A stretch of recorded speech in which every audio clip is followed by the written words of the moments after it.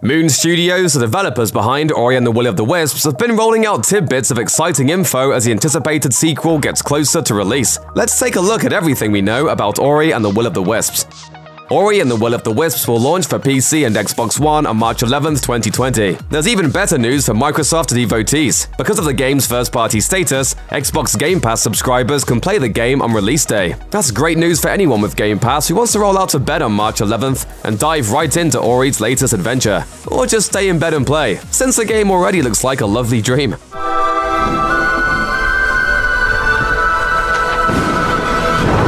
Xbox Game Studios originally announced Ori and the Will of the Wisps at E3 2017 without a set release window. At the following year's E3, a new trailer premiered and Microsoft shared its intention to release the game in 2019. Despite the original release date of February 11, 2020, the developers pushed the release back a month. Though it's taken a little bit longer than expected, it certainly looks like the new game will be worth the wait. Special editions have become the norm for modern gaming. Fans have proven more than willing to shell out extra money for swag centered on their favorite fandoms. Luckily, Ori and the Will of the Wisps is no exception to that rule. With its release date quickly approaching, fans will be happy to know that they'll be rewarded with a bundle of goodies for paying a bit extra for a collector's edition. Buying the collector's edition for the Xbox One exclusive physical copy of Ori and the Will of the Wisps from Amazon, Best Buy, or GameStop will score you a digital download of the soundtrack that must be redeemed by February 11, 2021. In addition to the soundtrack, you'll also get a golden feather steelbook case, a game disc, a gorgeous art book, and the piano collection of the soundtrack on a physical CD. As far as collector's editions go, this one is pretty enticing. In Ori and the Blind Forest, we meet a small guardian spirit named Ori, who fell from their original home in the giant spirit tree. Later, Ori is left orphaned when Naru, the creature raising Ori, starves to death following some unknown change that causes the forest they call home, Nibel, to wither and die. Following the guide of a being called Sen, Ori embarks on a quest to restore the three most important elements in Nibel, which are winds, water, and warmth. Ori and Sen run afoul of Kuro, the giant owl who caused a cataclysm in Nibel in an act of revenge after the spirit tree inadvertently killed her children. They also meet Gumo, an ancient spider creature whose intervention restores Naru to life. Though Kuro attempts to kill Sen and Ori in the midst of a massive fire, the sight of Naru's love and devotion for their adopted child causes a change of heart. Kuro helps to restore the spirit tree, which puts out the flames at the cost of Kuro's life. The game ends on a hopeful note, as the forest is revived and Kuro's last remaining egg begins to hatch.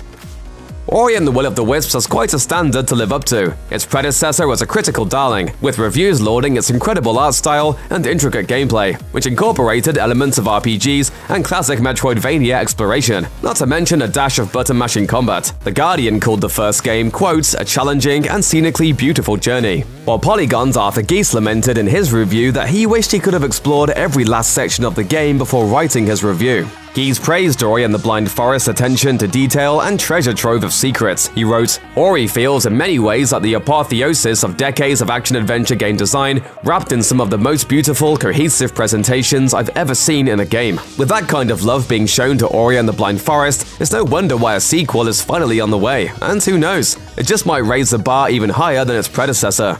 This game will be the best Ori, and the Ori or it will be to Ori what Mario 3 was to Super Mario Brothers. I guess that's a quote. That's impressive.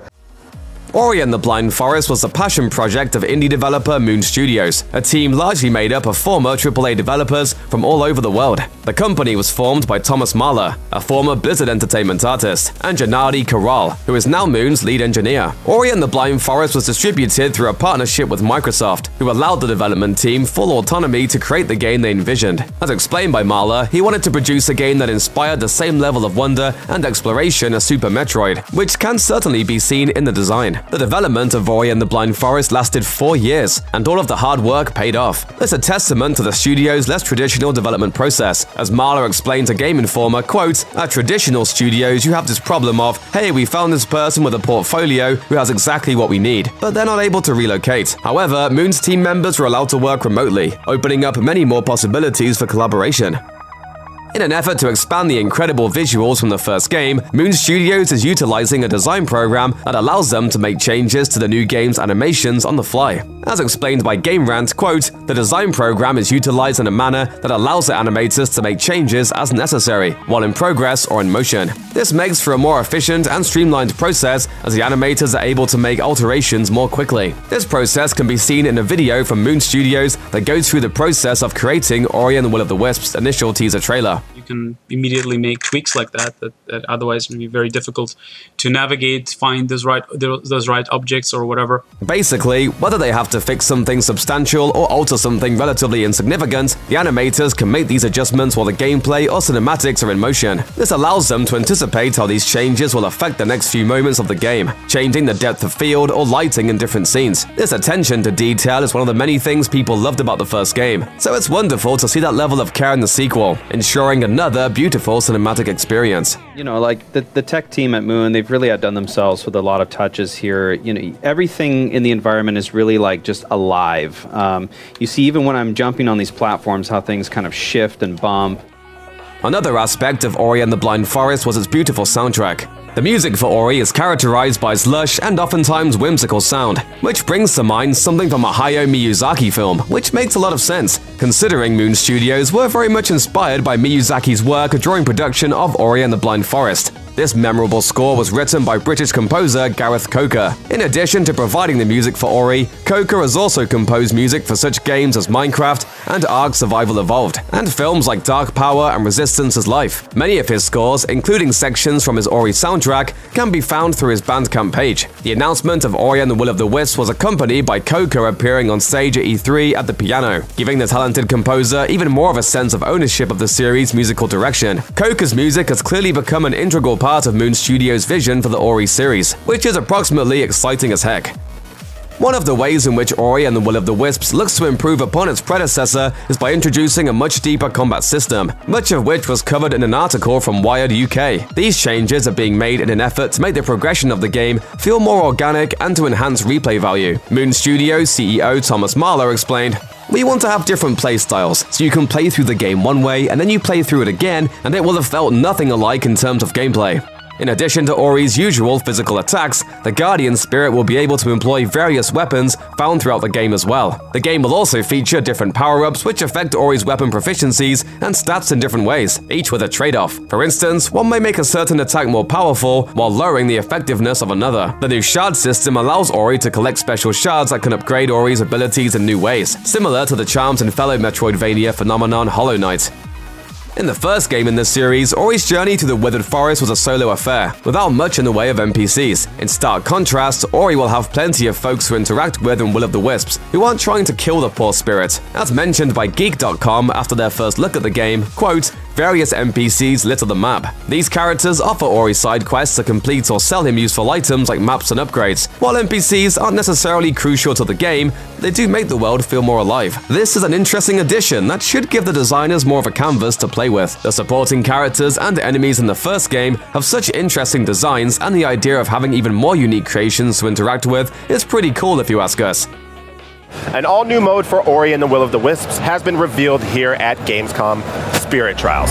Another fun addition Will of the Wisps brings to the series is a new Spirit Trials mode. Spirit Trials will allow players to compare their playthrough to a ghost of their friends, which will run alongside Ori while you play. This will allow you to not only see how other players went about solving different problems and defeating different enemies, but will also give you the opportunity to race them to see if you can complete a section in a better time. Perhaps VentureBeat's Mike Minotti summed the new mode up best. He wrote, "Using flashy abilities to run around the world is still a key part of the Ori experience. Spirit Trials will give you a way to see just how fast you can go, without having to devote the time and energy required to become a full-on speedrunner." While not exactly a multiplayer mode, it's still fun to see the sequel encouraging a bit more competition between players. It's a clever addition to a game that already looks expansive and brilliant.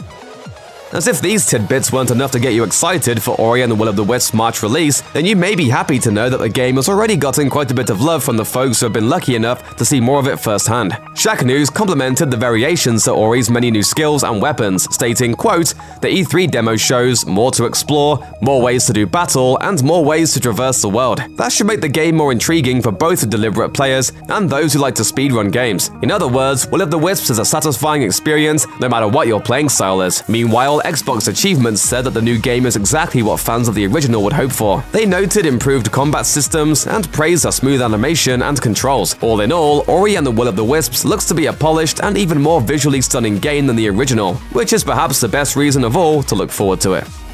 Check out one of our newest videos right here, plus even more SVG videos about your favorite games are coming soon. Subscribe to our YouTube channel and to the bell so you don't miss a single one.